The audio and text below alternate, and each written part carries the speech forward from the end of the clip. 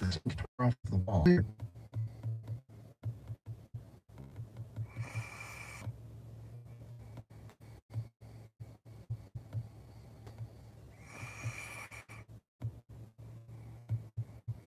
This is Audible. Mallrat. The twins were like a BOGO deal. Herschel had only forecasted a single kidnapping, but magic, almost every guardian has let their kids take Yo, a few hours what's up? growing up, hanging out, getting into trouble, and window shopping. What's good? How you doing?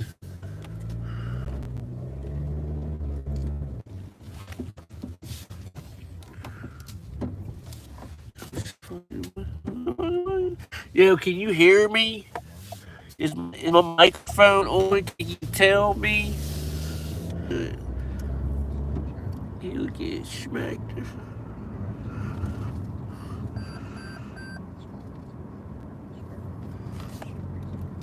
I do. How you been? Yo, can you do me a favor? Can you hit the like button? I just want to see if the like system is working.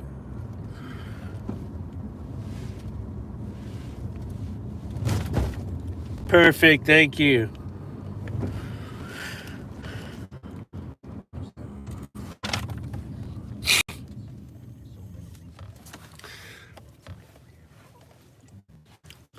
What's good? How you been? Happy New Year to you. It's 2024.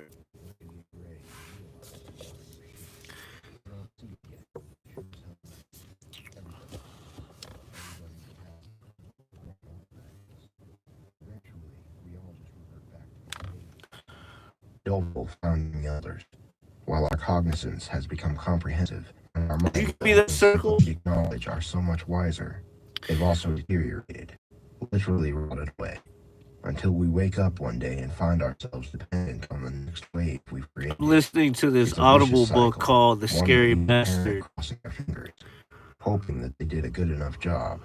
We should be scared. Our survival, in many ways, will be contingent upon it, Herschel thought. Herschel had come to understand that knowledge obtained isn't always such a routine practice to disperse back, Can you get the story especially good? into the next generation. Sometimes people don't want to hear words besides their own. They just want to stick their fingers in the light socket a few times and learn for themselves. The immature filtered only the trivial Very percentage true. of what the patriarch preached. Smaller factions that conveniently allowed what it was to be beaten down by it could offer no lessons. It drove Herschel crazy at the time. A single father to three Dang, young Pyro girls took his was a like real back. satirical dynamic. At work, he was the orderly. At home, he was closer to the patient. He didn't have to work there. That's funny. I was going to Based tell on the him to cash do he that, accumulated but he from did it Madeline's anyway. passing, he didn't have to work at all. But the part of him that remained unexposed, publicly anyway, enjoyed it. Seeing the caged freaks, the absurdity of their discussions, He's like, and the fuck you, pathetic dude. nature of their days was elevating to his persona. It was a self-harvested shot in the arm, an intoxication that served to help him understand that his own sickness could be so much worse. Instead of feeling like the piece of shit he was, it shaped the illusion not that he was mentally healthy, but at least healthier. He might have issues, but at least he could hide them. The people locked Who's away he in gonna him hide just them let it all to? hang out. It was the only thing that gave him confidence that the glue would hold, that he wasn't falling apart. Frankly, it was the only thing that kept him sane. His girls were grown now, but he could remember on so many occasions wanting to kill them, both Dang, he figuratively wanted to and kill his literally. own daughters. He couldn't, though, for a few different reasons. First of all, they were his kids, no matter how much he'd come to regret them. Secondly, there was a lesser part of him that wanted to see them succeed. If not for themselves, then so they could tend to him once he'd finally lost his marbles. No matter how much of an annoyance and hindrance on his life they'd been, no matter the unspeakable lust teasing his brain with the idea nibbling at his ear, killing them just wasn't feasible. Maybe things wouldn't have felt like they did if his wife Madeline hadn't been T-boned by a semi-truck. Maybe Yeah, he'd you be got alone T-boned? staring coldly at these innocent young girls as they wandered carelessly with no idea of the sinister scheme. Yeah, what's up, everyone? So I'm out here doing Uber Eats late night, trying to see what type of money I can make here in the DMV. In the DMV, it's been kind of a crazy night, though. like I made a crazy amount of money, but I haven't done any work, and it's all because of some support people that did not know how to do their job. So I ended up getting money without even having to do deliveries.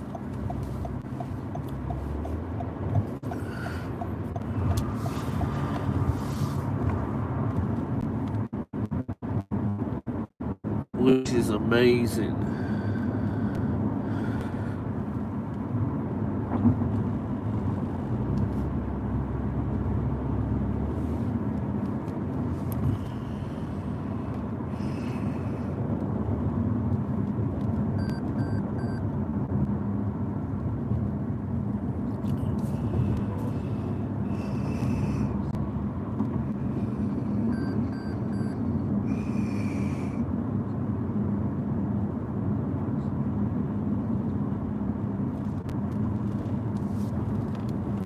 Yo, what's up? We got 63 people in here and nobody knows how to hit the like button.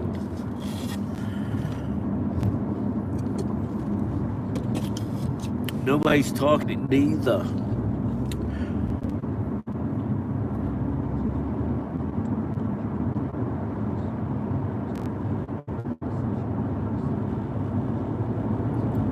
I guess I should just be talking myself. Yeah, so Uber Eats.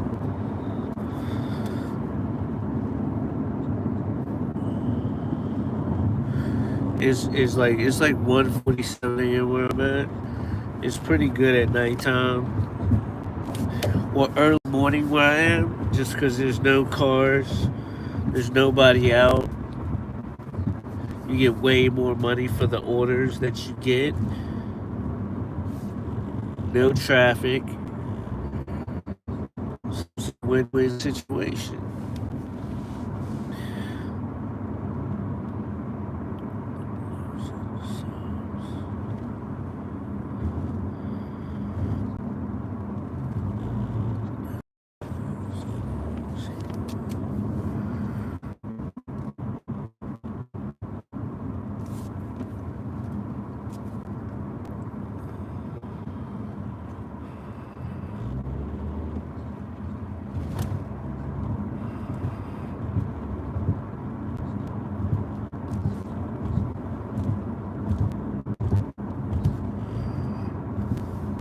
Eight.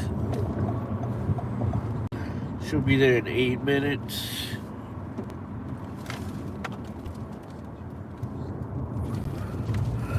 Let's keep listening to the story.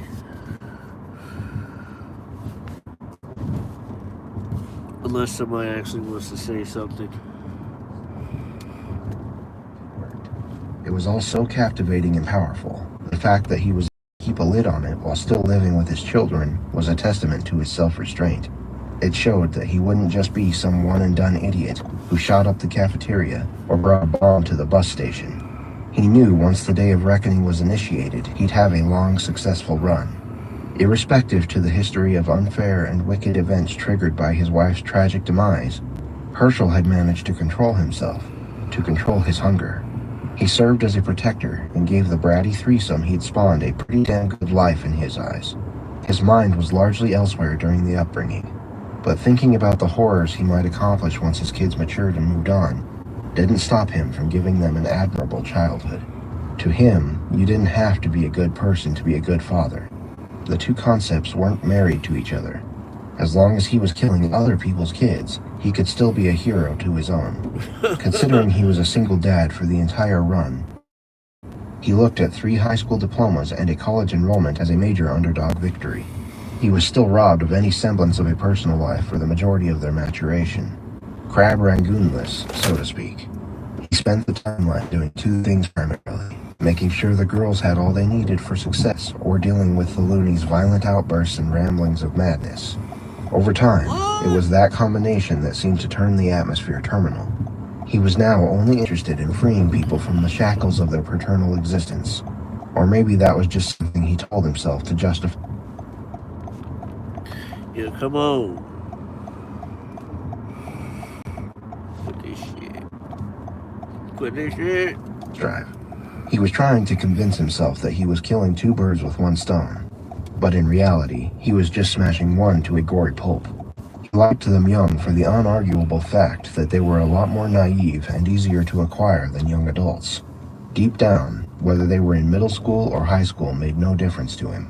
He was equally enticed by anyone in the range that fell under the legal drinking age.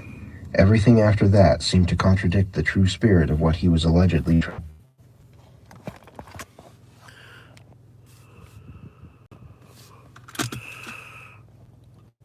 Their parents at the price of obscene gratification for himself. He'd developed some intriguing tactics that he drew directly from his own experiences being a dad. His past had granted him a more attuned command on how to manipulate his victims and lay out a blueprint. He was ready to showcase the refinements he made over his dozen or so previous victims. Yo, what's up, He'd Jalik? become a well-oiled murder machine with an intellectually thoughtful process. Meticulous attention to every facet of his crimes would ensure the marathon of manslaughter he was positioning himself for would go uninterrupted. The twins, Moni and Dad, would just have to be heading down the road for a few minutes and get themselves a small break from the daunting cycle. How have you been?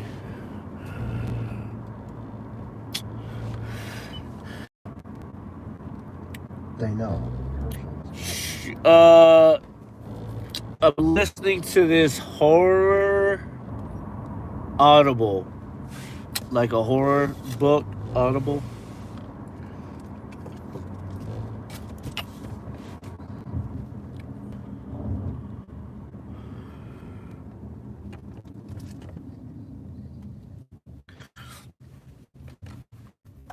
You got puppies now? Don't you got a snake?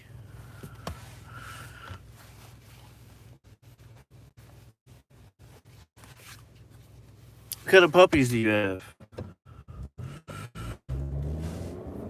Don't you have a snake too?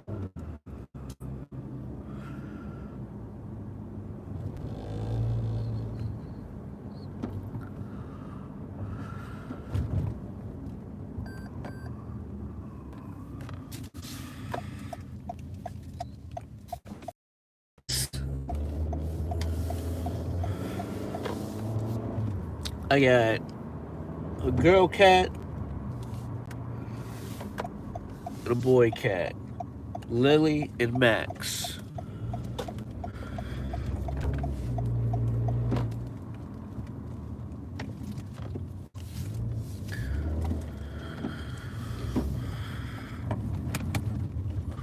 What?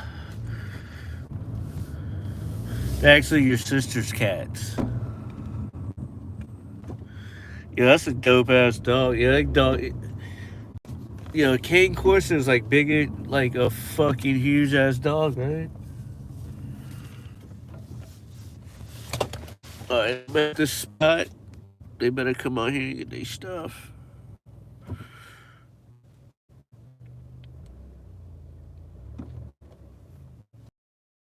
Two puff bars.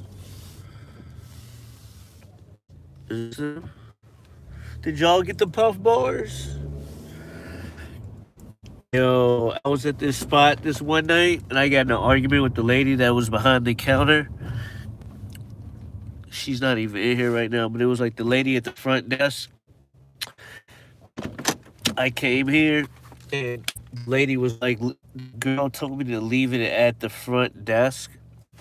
So I go in there like, yo, the customer's leaving it in front, and she's like, you can't leave it here. I'm like, whoa. I'm like, that's what she told me.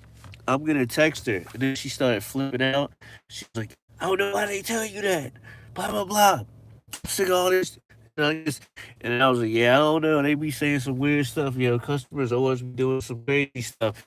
And then she said something else, and I was like, well, can I show you that they told me to leave it here? Because she kept saying you can't leave it here. And I like didn't even help. Like she was like, don't put your phone in my face. They put my phone in your face. And then she was like, well, all the drivers be saying some shit about like, you know, like racist people, people like y'all people. She's like, why are you bringing race in this? I was like, I wasn't bringing race into it. I was making a freaking, like, giving you an example. And then we argued for like 5 more minutes. and then she came out and apologized,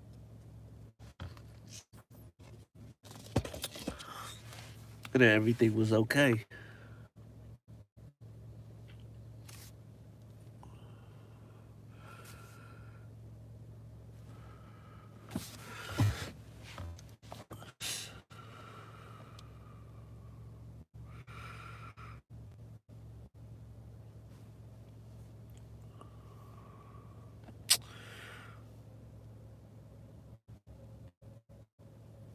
Yeah, they talking about yeah, yeah, for real. I was happy that she did apologize because I don't like arguing with people, yeah. And I kind of like felt bad because I like went in. I'm like, yo, why you like? I was like, man, you're evil. I like said it. I was like, yo, you over here flipping out on me and saying all this stuff. Like, I won't even doing that. I was like, I won't even trying to be like that. She was like, you right. She's like, I'm just stressed out. And I said, understandable, boo. And she was like, okay, that's awesome. How's it doing?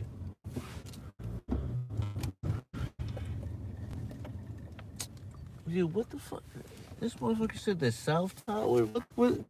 Like, motherfuckers be, like, telling me shit like I'm supposed to know where the fuck the South Tower is. Like, motherfucker, I don't know what the South Tower is. What the fuck are you doing?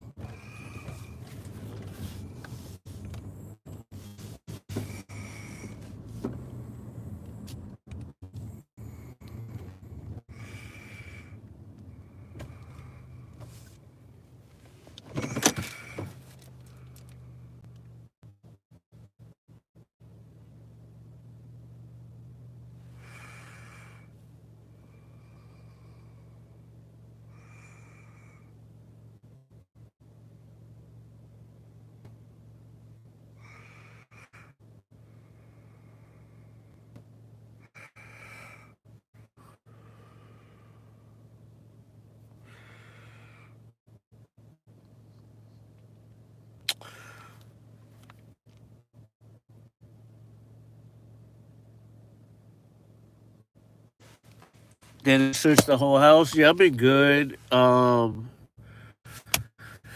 Really just been busy.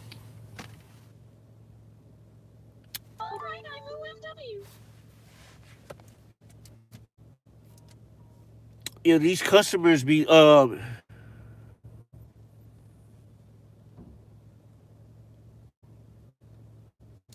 look, you see this right here. I'm gonna show you right here. Look, I'm already pissed off too. So you see right here, I shouldn't be putting the address out there, but fuck it. So the person, the person, right, don't got anything.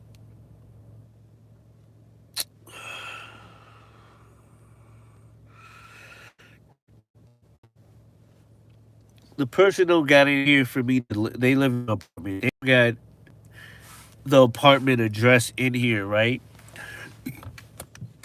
So basically, they have it like I'm delivering to a house. The way Uber does that, it charges them less money. So when I get here, I'm waiting. I text them, I arrive. Then they text me back, "Hey, yo, bring it to the I don't know, bring it to the South Tower or some shit." I'm like, "Motherfucker, I ain't bringing shit.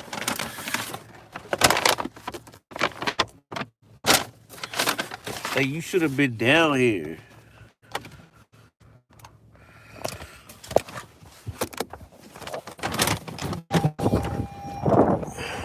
You know what I mean?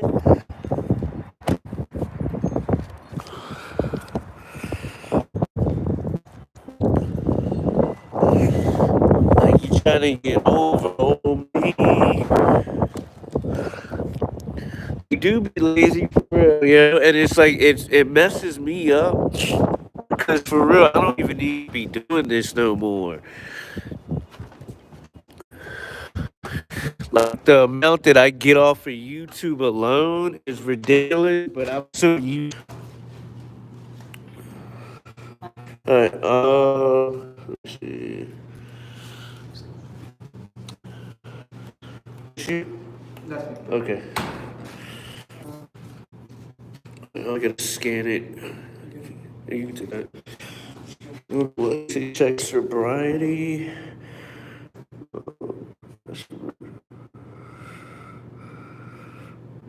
Start verification, passports.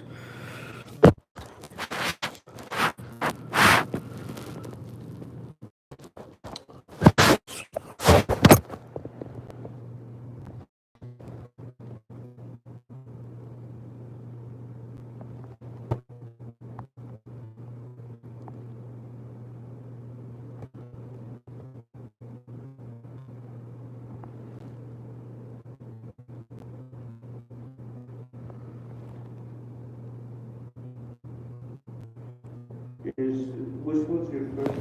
17th March 2001. No, what should I put it first? Oh, Arjun Jan. Okay. Yeah. ERJAB.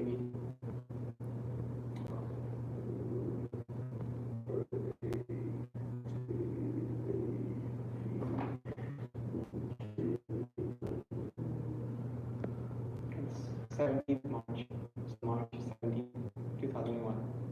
So your birthday comes up. Yes, sir. My daughter's birthday is How's your 17. What is the rest?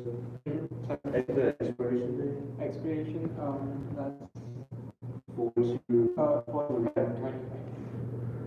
February. What is So in India, the dates are reversed. So this is the date, this is the month, that's the year. I suppose February. Yeah. February 4th, 2020.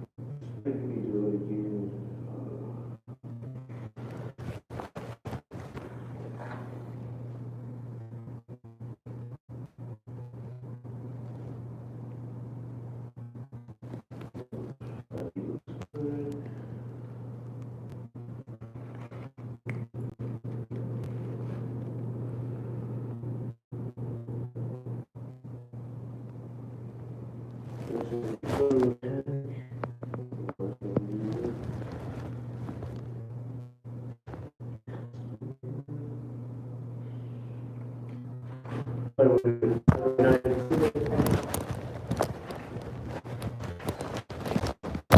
That was so difficult. I swear.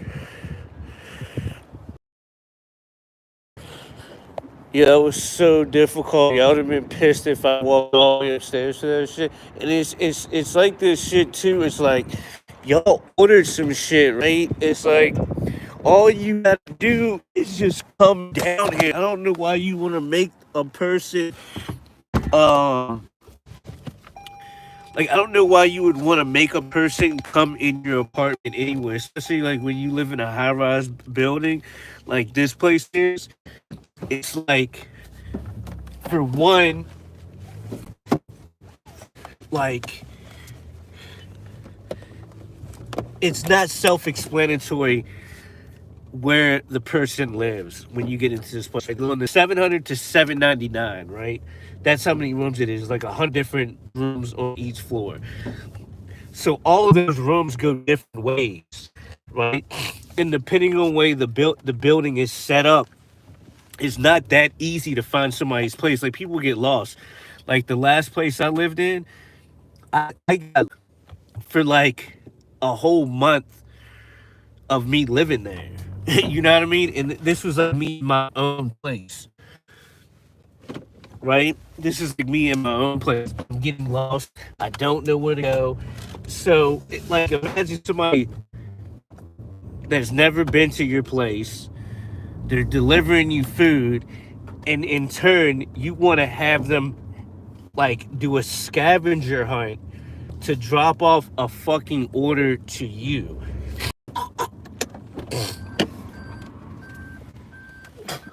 That was nasty. It's like you order something, come down to get it. On the GPS, it takes you 4 minutes to walk out of your place, meet me downstairs, get your order, and go back upstairs. I've made several videos about this. It's people that do that are the ones that don't tip. I'm telling you. If you ever get into doing Uber Eats and stuff like that, if you got a physical location, and that was a way that I do it too, because it's like, I might get a double order, right? And I might get, like, the order I might get, it might be for $35 places, right? I know one of those people did not tip me well. Sometimes both of them tip me well, but the way that I know is, if the first place I go to, I have to go to a place that's at an apartment. They say that I got to get buzzed in, and there's all this extra stuff that I have to do to make the delivery. I only know that person didn't tip me well. Like, I just know off bucks, that's the person that gave me the shittiest tip. And it's always that way. It's like, you get to the person's place, they live in a high-rise apartment, they don't put the room number. They text them, they don't respond or answer the phone for like 6 minutes, and we have like an 8-minute timer. The timer starts going down. As soon as there's like 2 minutes left on the timer to where I'm allowed to just take the order and get paid for it, they respond. And then they're like, hey, I live on the 12th floor, and you're gonna have to like guess this code. You're gonna have to figure it out, and then there's gonna be an escape room, and you're gonna have to figure out all of the secret codes that we have, and then you'll be allowed to deliver my food to me. And I'm only tipping you $1. Holy fuck that shit.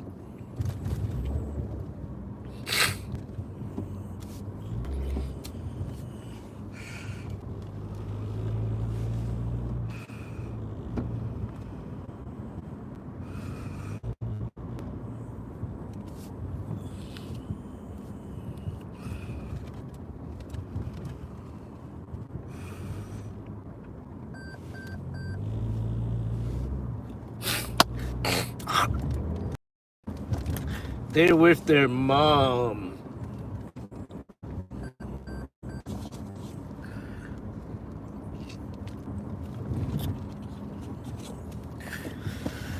One of them, Vayana, would stay with me for almost a month because she didn't want to go home, which was kind of crazy because I really was not used to that shit. So I had to like wake up every morning and get her ready for school, and I'd be like doing too much, yo, and I'm used to like getting them every other week, and she just like wouldn't go home. So I had her for like a little bit over 3 weeks.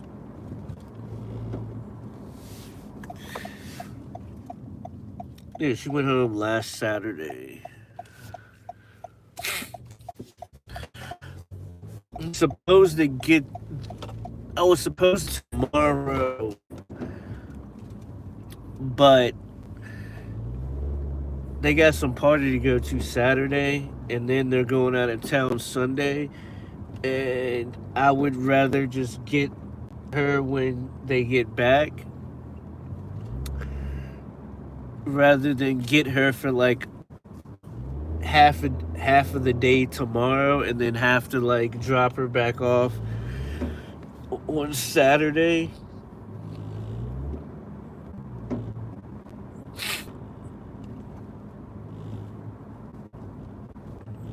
Oh, that probably don't make sense to you, but I don't like I got something called separation anxiety, right? It's like I would rather not see them at all than to see them for like one day and then like they have to go home. If that makes sense. Like I don't want to like see her and then like we're chilling and then the next day she has to go home. I would rather just be able to get her for a whole week, and then it's like too confusing.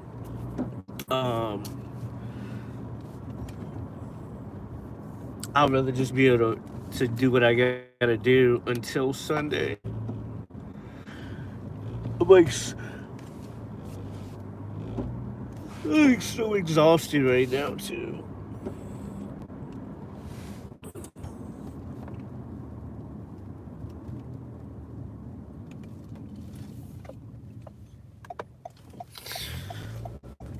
I need to start focusing on my YouTube channel more, but I don't know, I was so used to working.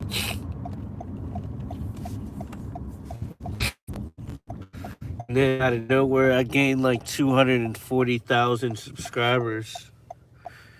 Actually, I gained like 280,000 subscribers out of nowhere.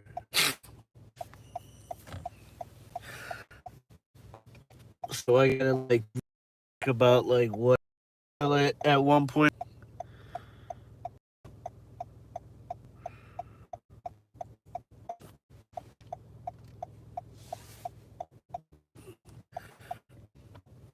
But let's listen to the story. No doubt was the artist.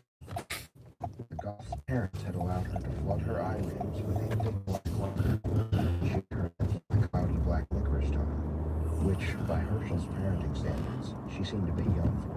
Her fists had almost as many silver rings as she had fingers. Multiple necklaces with strange symbols hung around her neck, causing her to appear to be either a believer of numerous religions or maybe not at all.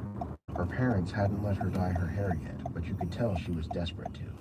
He guessed that the eccentric girl would not be allocating funds towards eating. It was bright-colored and basic.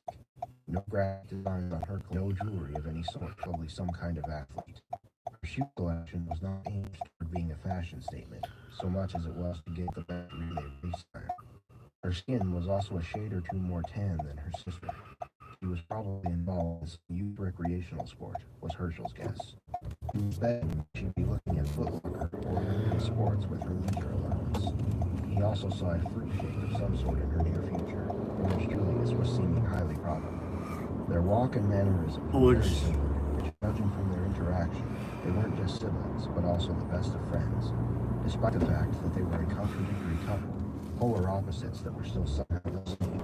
It It was a prime example of the old opposites attract law, except they had identical DNA anyway, so it seemed more logical. He'd never really interacted with twins in person before, but he'd seen many shows that detailed their deep internal and occasional supernatural bond. It was sure going to be interesting if he could get a chance to talk to them. Herschel had been inside dozens of walls, but never the same one a third time. His first visit was reserved for an attention to detail casing.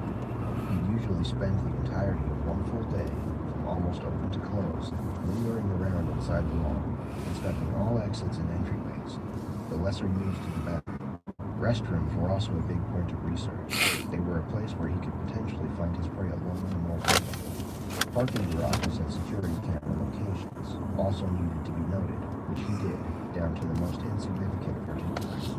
Loading areas were of specific interest to him, as he usually dedicated a few more weeks of his time to understanding the delivery patterns and exterior infrastructure of the building. He didn't want to miss any windows of opportunity that might present themselves wherever they might be hiding.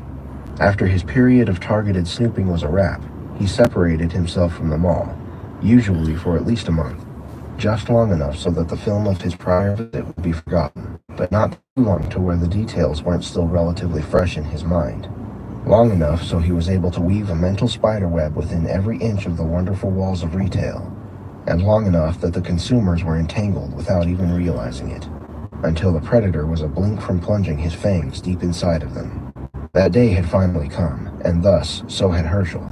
He'd never taken two at once, but his ego was egging him on. It was enticing him and drilling thoughts through his mind, luring him closer to complete seduction with the potential that an event like the one he'd been preparing for could have. A sick man like himself only lived for these times. Only the commission of the most extreme atrocities would allow him to achieve his baleful zenith. Today would be the day that the rest of his life began. He had a familiar yet unique feeling circulating within his skull and veins. The Emerald Square Mall, surprisingly, had a very limited number of cameras on the first 3 floors of the main track. These were just walking areas primarily. Theft and crime were typically set to occur inside the stores, each of which was fitted with multiple recording devices. One point of exception was the food court on the 3rd floor. That was a hot zone in his estimation. Unlike the remainder of the primary corridor, that area was littered with reporters. He'd be staying clear of it without exception. Herschel was dressed plainly, wearing dull colors, the farthest thing from flashy. Not that he was some snazzy dresser anyway, but this was plain Jane even for him. Deceptively lightweight running shoes that looked appropriate for almost any occasion. Flexible tan pants and a zip-up navy blue hoodie were his outfit of choice. He was also wearing a baseball cap that had a Statue of Liberty embroidery in the center of it. People liked and trusted patriotism, but it was so common that it often went unnoticed. The fitted ball cap was discreetly wired with an LED bulb, which on command he could remotely activate. If he got in a pinch, he could use it to obscure his face momentarily from the surveillance cameras. The light would not be highly visible to other patrons, but if they did happen to see it, he hoped they'd think it was just a cool design. The benefits it provided him were twofold. If the bill of the hat was angled appropriately, it helped obscure his face from others, and when the light was activated, surveillance recordings would not pick up his face. Instead, they would capture his entire head as a streaky, distorted white orb. It was a nifty invention that anyone who's burgled a surveyed location would know about.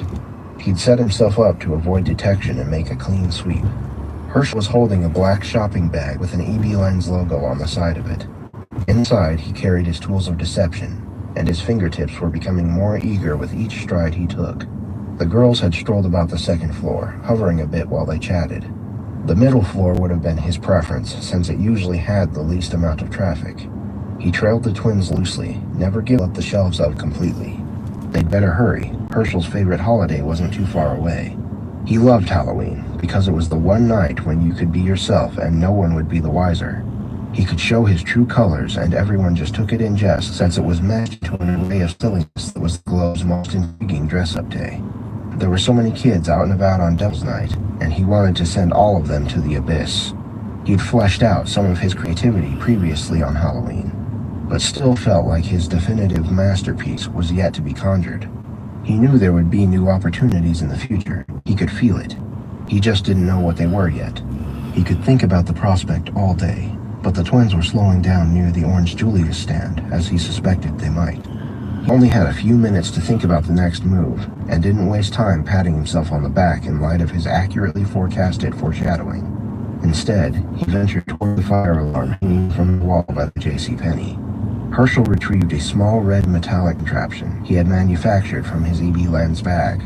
He looked around to make sure he wasn't being watched before slipping it into the trigger slot. It sat snugly, filling the same space one's hand would when pulling to activate the alarm. It was routed electronically to the same remote that his hat was, and would perform a different but similarly valuable task if things fell into place like he was expecting. He drifted off into the backdrop just as before, lurking and stalking the girls carefully. Their next movements made his heart race. It must have been a long drive because they were headed for the bathroom. This particular lavatory was seldom used, being on the most unpopular of all the floors, which was known for children's clothing stores and nauseatingly scented candles. Beside the restrooms, he'd noted that there was an emergency exit that led out into the parking garage, which was conveniently not too far from where his vehicle sat waiting. Now all that was left for him to do was create an emergency. Once the girls had disappeared down the end of the hallway, he moved forward, activating his light hat to blind the camera located at the midpoint of the passage. After he'd gotten by the electronic eye, he toggled the switch, turning off the light just before a middle-aged stoner guy rounded the corner. He didn't make eye contact. Instead, he stared down at his phone, like most people did, probably looking for dreadlock wax or incense sales as a hippie of his ilk would. Thank God for those useful distractions, he thought in reference to the smartphone, smiling freely.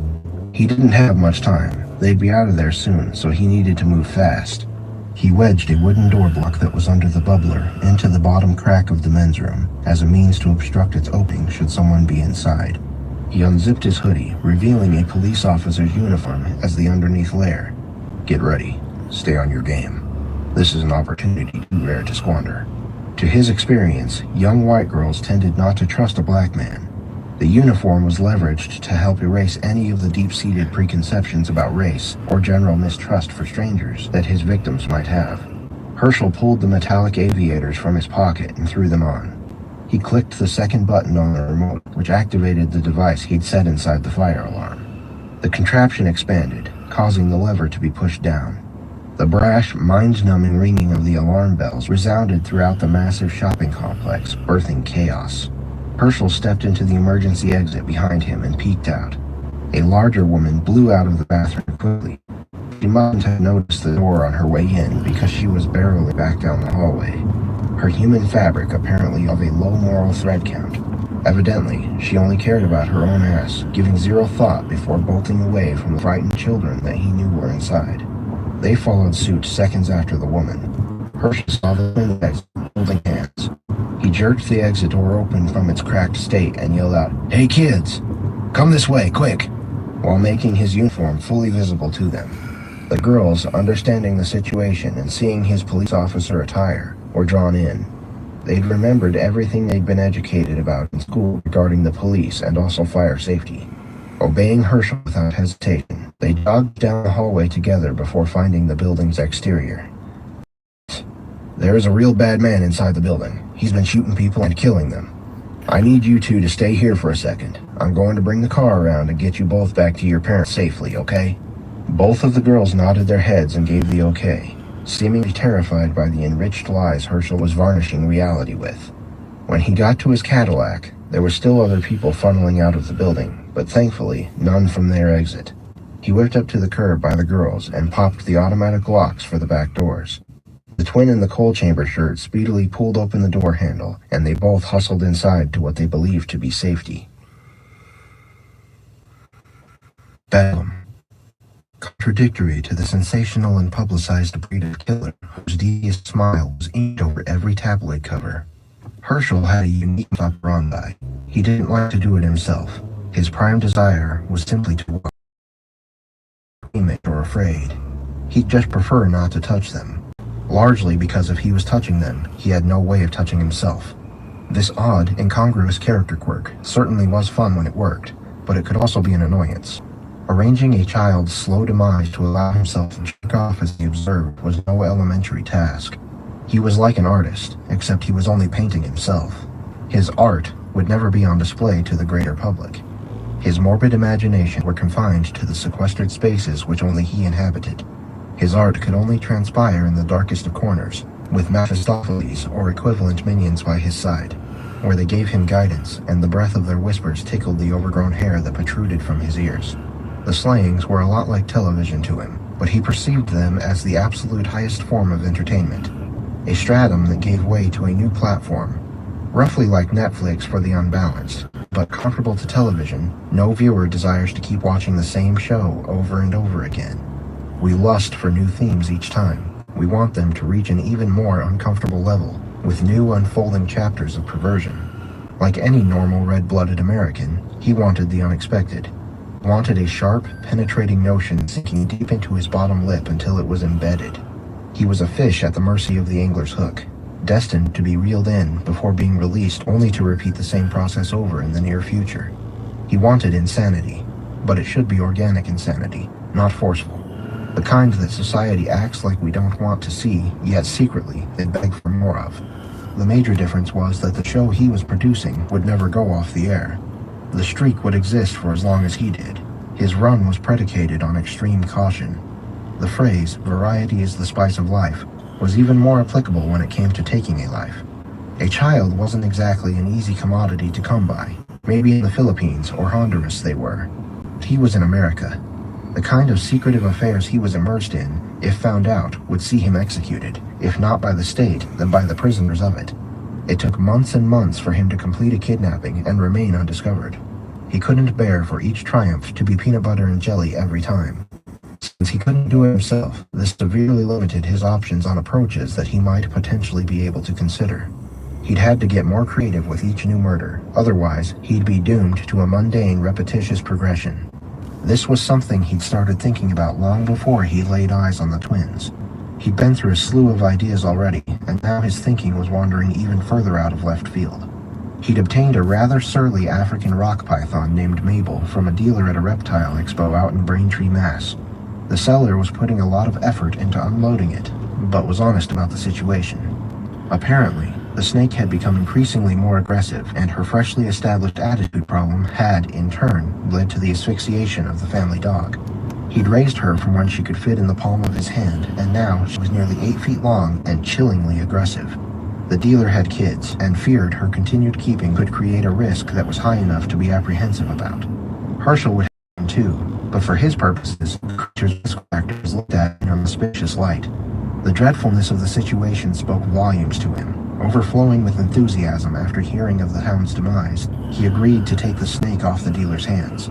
The transaction seemed a bit odd to the seller, but at the same time, he was just happy to unload the murderous snake.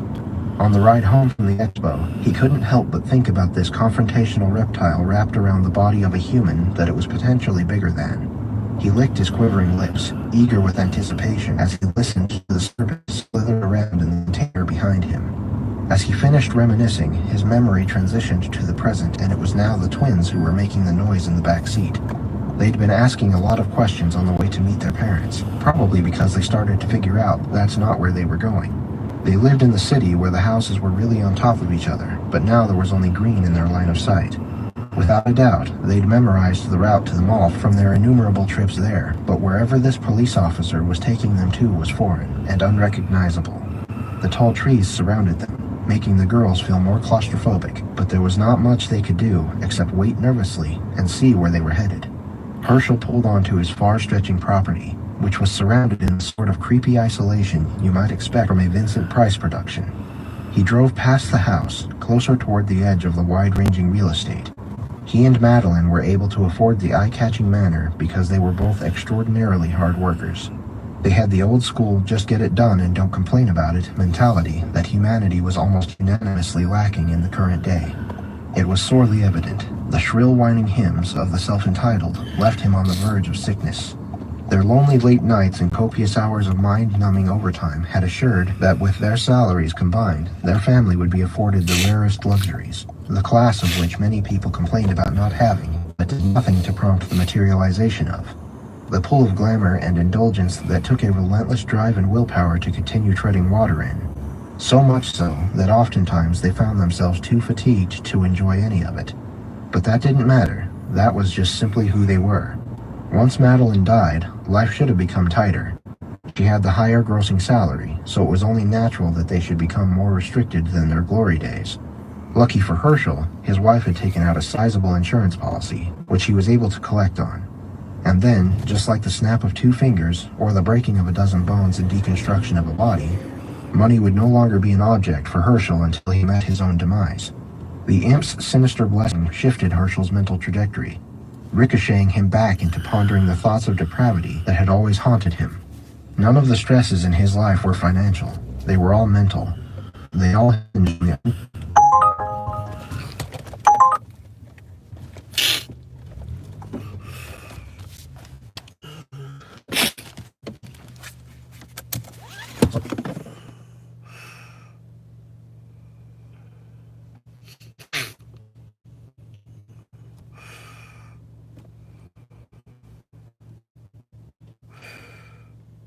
together, all by himself.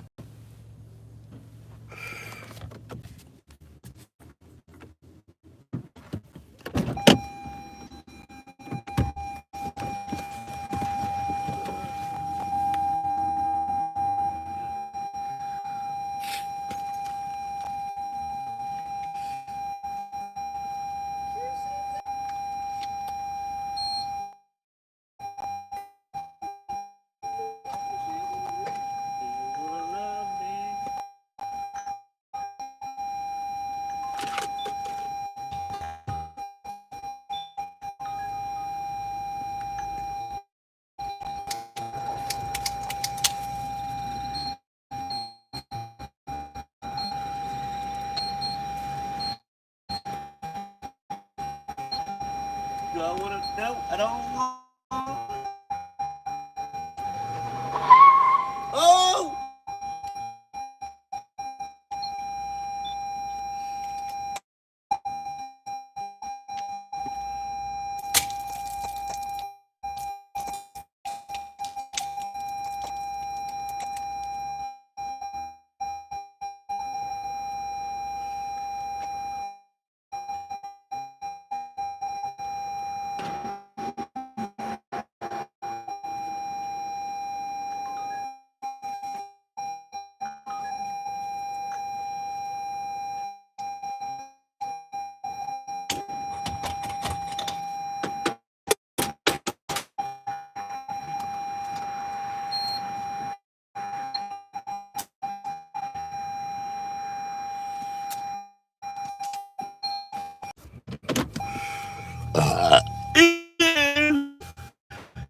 Gasolina.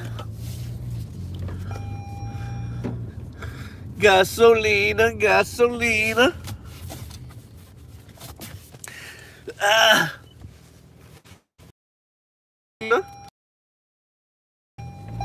Gasolina. Bitch named Tina. Herschel always had these sickening urges ever since he'd learned about sex. In fact, he never could figure out how the images appeared. They were just there. Even as a child, he knew it seemed strange, and he often speculated about his odd origin.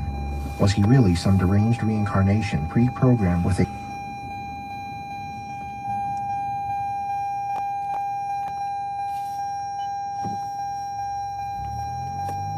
Does God craft sick ones for fun?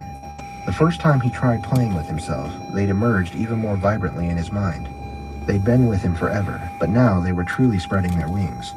He was thinking about his neighbor, Miss Becker, who had a habit of oiling up and hanging around outside to sunbathe in her backyard. He'd gotten a peek at her a handful of times already. If he stood on the rim of the bathtub, he was able to look through the bathroom window and see her from a distance. Those were the first... Is it still possible to bring back dinosaurs to life? I think so. I don't think dinosaurs ever died.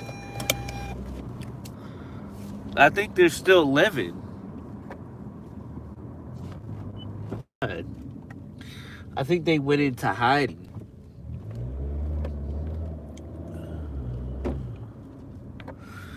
Yeah, they are birds, but I think that, like, if you ever heard of the Hollow Earth, I think that, like, back when the dinosaurs were here, right? Split up somewhere else and they never died, and we don't go there. Like it could be in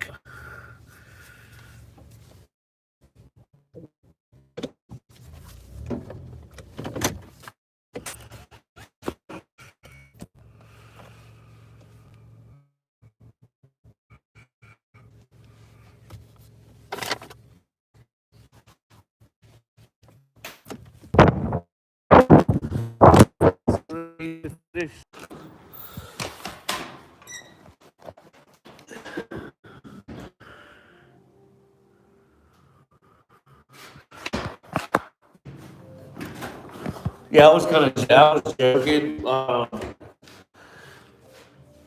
don't believe in dinosaurs, to be honest. I don't think dinosaurs ever existed. To be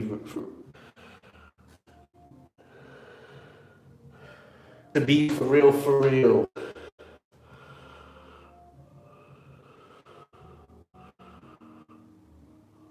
Oh.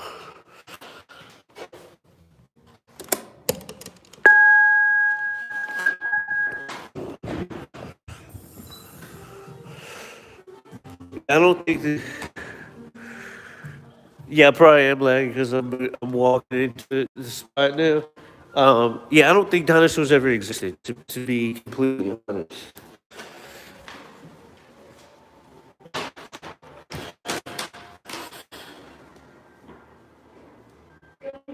and I'll tell you why. Nobody's ever found an actual dinosaur bone. I don't even think that they like.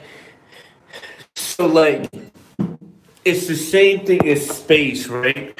When like Please put your food in the instructions. I'm not at home at the moment. Thank you. So you see that?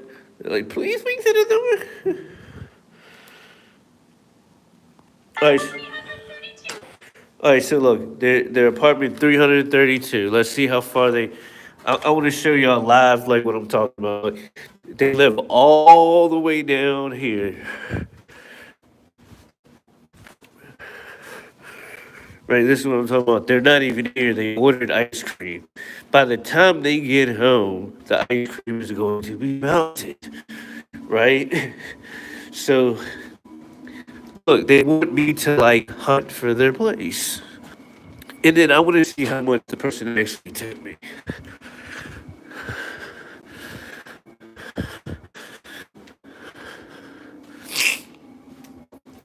Yeah, their place smells so horrible too.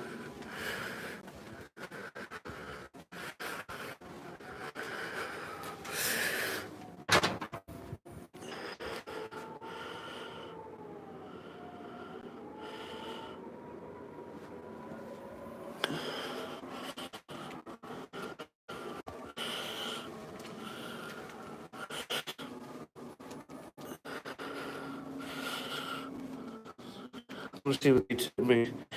I don't think I'm made it.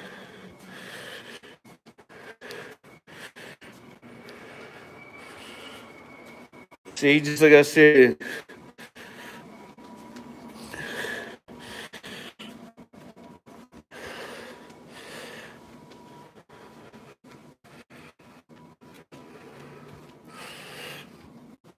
like the first supposed to tip me $5 more. See, the first guy, just like I showed, like look at this. The first guy who I made come out tipped me $1. So for one, his bitch ass. I'm gonna call it. If you see this, his bitch ass. One didn't have his fucking apartment number in there to begin with. Two, his bitch ass didn't answer me when I first got there. Two, it's like, motherfucker, I'm picking up shit for you. Like, you gotta stop being lazy. And these people be thinking Uber Eats. Like, somebody was saying it the other night, yo. It's like this couple that's on TikTok, right? And this is the couple, because I saw it, like, they did this shit, right? It's a couple that's on TikTok. And basically, they're supposed to be homeless. It's like, then they got Starbucks coffee, but they make their people. Like, look at this place. Like, they give, like, at my place, I get free Starbucks coffee. Look, they charge them money to get Starbucks coffee. That's fucked up. They're like, hey, you can live here, but you're going to pay for coffee. No complimentary shit around here. Right? So there's a couple that's on TikTok, right? They're fucking homeless. Well, they're supposedly homeless. They're not really homeless. It's really like this black guy and this fat ass ugly white girl, right? And they're not really homeless, right? The black dude is like this dude that just ain't got no hustle in him. He's just like one of them like fuck boys. He's just like a lame ass dude. And he's dating some like young white chick that's fat and she's ugly and don't nobody else want her. Right?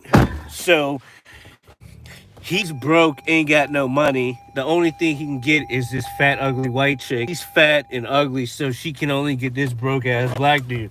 So they're spending all this time together, and their parents end up kicking them out the house because they're with each other.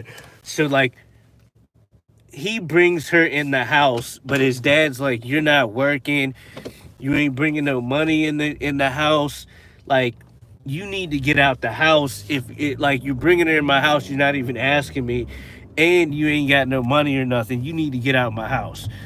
So they get kicked out because she's like living in his house. Then they tell her parents that he's kicked out because of his dad, and he don't got nowhere to live. So he starts living at her parents' house. And they're like, "You can live here, but you gotta help us with our business." Right? They don't want to help like the white girl's parents with their business, and they're just living in the house and not doing nothing and shit.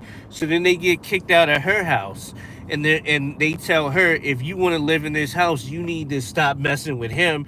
And then his dad's like, "If you want to live in my house, you need to stop messing with her." But the way that they tell the world is, it's like they're homeless and they got nothing else to do, when it's really not true.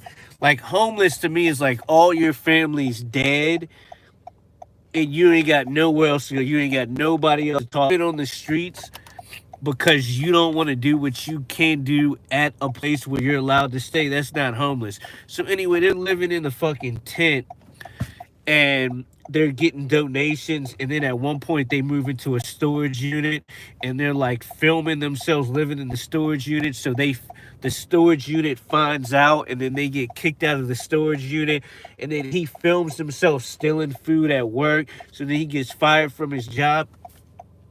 But it was one point where they're asking for all this help and people are helping them out, and they end up getting a hotel room, and they're in a fucking hotel room and they order Uber Eats, and they were DoorDashers, but they like were saying like DoorDashers don't make no money and all this shit, which is fucking far from true. If you're lazy, you ain't gonna make no money.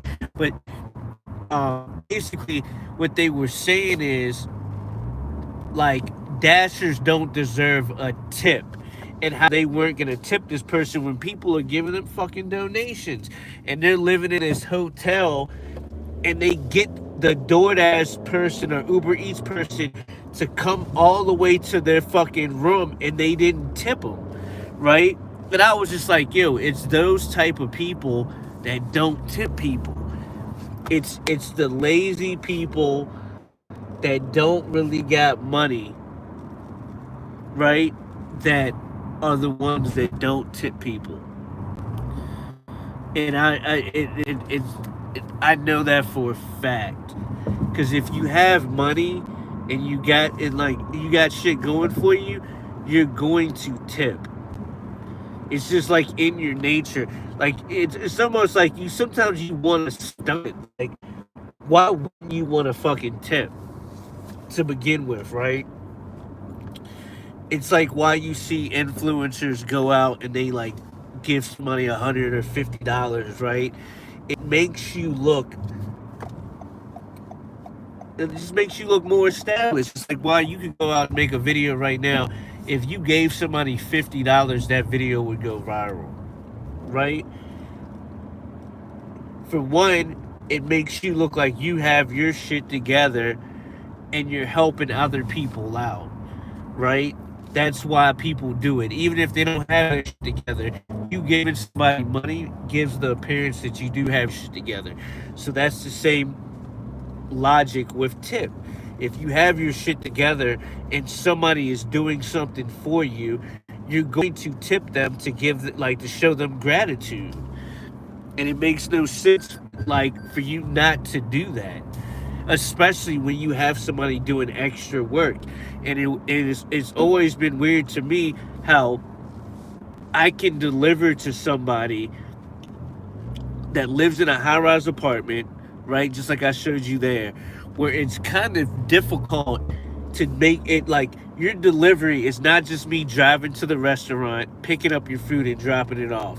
Now I have to park my car. I have to get out of my car. Now I have to type in a code. I now have to get in the elevator. I have to go up, and now I have to, like, figure out how to get to your apartment, take a photo, and the delivery's not even over until I get in my car and I drive off. So you can make me spend 10 extra minutes dropping off the food to you, and you still don't want to tip me more than $1 or $2. When somebody can live at a house, right, where all I do is pull in the driveway, get out the car, put the food on the front porch, take a photo, get off, and this person's tipped me $15. Like, and the same thing with the people in the high-rise apartment. The person that tips me the most living in those high-rise apartments, they meet me outside. Like, it's never that. I have never once ever delivered food to a customer that has been difficult and gotten a good tip. Anytime that a person wants me to, like, do some shit where I have to, like, get access to their building and walk far and do all this extra shit, I never get a good tip. That's why I don't ever take those orders. It's never been that way. And it now, granted, there are people that live in apartments, high-rise apartments, that they want you to deliver that do tip good, but it's an easy delivery. The person has put instructions. Hey, the code to my building is this, and that. Once you get off the elevator, make a right, left, and they'll be like, thank you for delivering the food. It's like how they show you gratitude. Pick me up some fucking, get you, like, you can say, can you please get me some barbecue sauces? Like what the fuck are you demanding shit for? Like, I'm not your fucking slave. And the point that I was trying to make is, like, these motherfuckers don't realize that, like, somebody could make more money than you. Like, they look at Uber drivers as, like, these broke peasants that are, like, lucky that they're able to do a fucking delivery. And you should be thankful that I ordered food for you to get a couple of dollars to support yourself. And I'm like, motherfucker, like, no, it ain't even like that. It ain't even like that at all. Like, with Uber alone, I was only making 6 figures.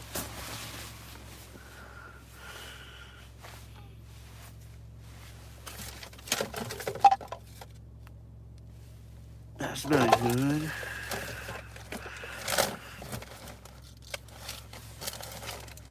Oh, shit.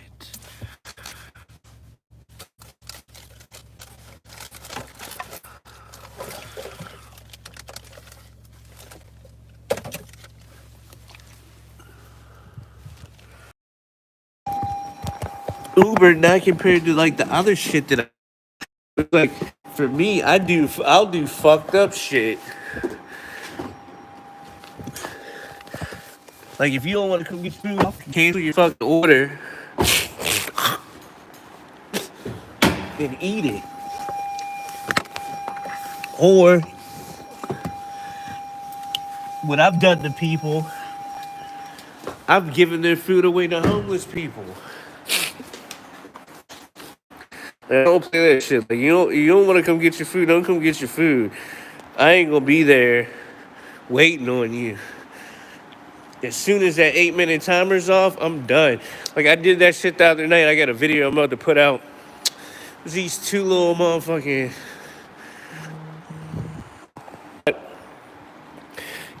and they basically they're like you're not at this spot.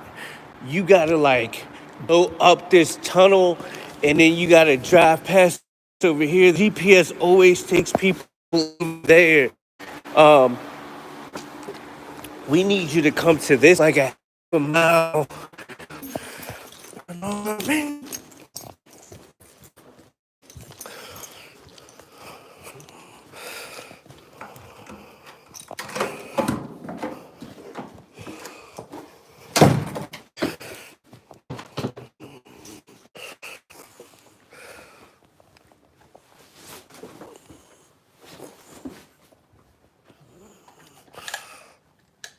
Whoa.